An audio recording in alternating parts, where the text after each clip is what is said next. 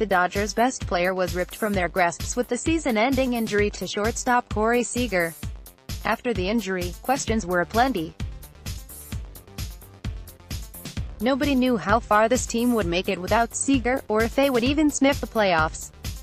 Luckily the team stepped up and was able to keep themselves in the hunt heading into the All-Star break, thus incentivizing Friedman to make a big move.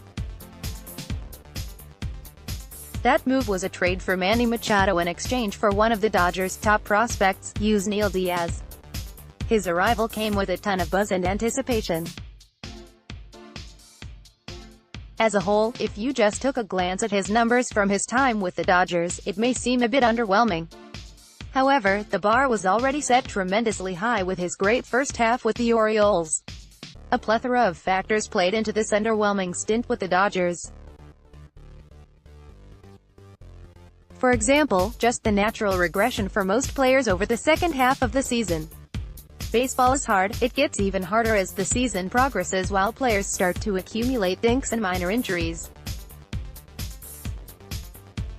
Second, Machado moved from the uber-hitter-friendly ballpark Camden Yards to the pitcher-friendly Chavez Ravine. It was noticeable with his reactions that players needed an extra bit of power to put a ball in the seats. Even squaring a ball up perfectly did not guarantee a long ball in the marine layer that hovers over Los Angeles. Another factor was just the shock and awe of moving from a team that was dead in the water to the reigning National League champs in the midst of an intense playoff race. Nonetheless, Machado had a solid tenure with the Dodgers. He came up clutch in San Francisco as the Dodgers fought for their playoff lives. While in Los Angeles, Machado had a .338 OBP and .487 slugging percentage. Machado also played spectacular defense for the Dodgers.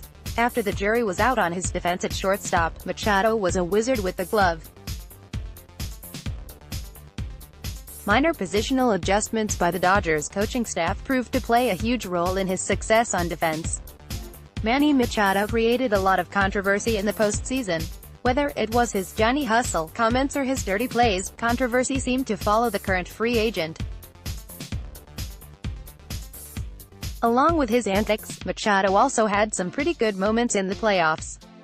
In the Game 2 of the NLDS, he provided two of the Dodgers' 3 runs and behind Kershaw's gem that was enough to take a commanding 2-0 lead in the NLDS. In the series-clinching Game 4 of the NLDS, Machado started the scoring with a 2-out RBI double, setting the tone for the Dodgers.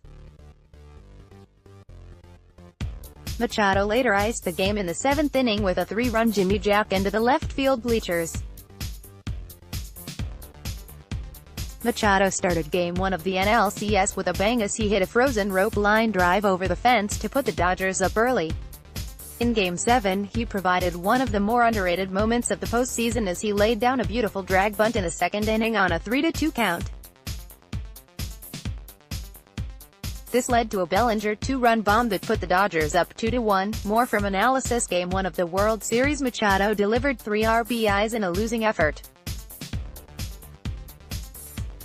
However, that would be it for his success in that series.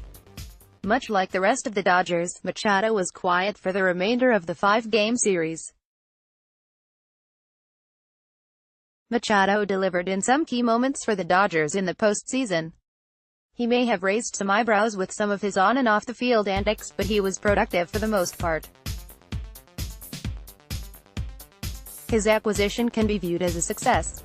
He joined a team that was in a heated playoff race and ultimately was a key contributor to their eventual playoff run. It's hard to view this as a failure for Machado just because they didn't win the title. The entire team was just overmatched against the 108-win Red Sox, who had knocked off 2 100-win teams en route to the AL pennant. Maybe Machado was not as spectacular as he was in Baltimore during the first half, but he was a huge help to a team that was boom or bust. However, the great Vin Scully has a perfect quote for this: "Good is not good when better is expected." Next, Justin Turner remains one of MLB's most underrated players. Though Machado's short time in Los Angeles was not perfect, it was productive. He would be a great pickup this free agency if the Dodgers choose to do so. Machado would not only be big short-term but also long-term, with the aging Justin Turner manning third base at the moment. Machado's 2018 in Los Angeles was solid overall, just not as great as many expected.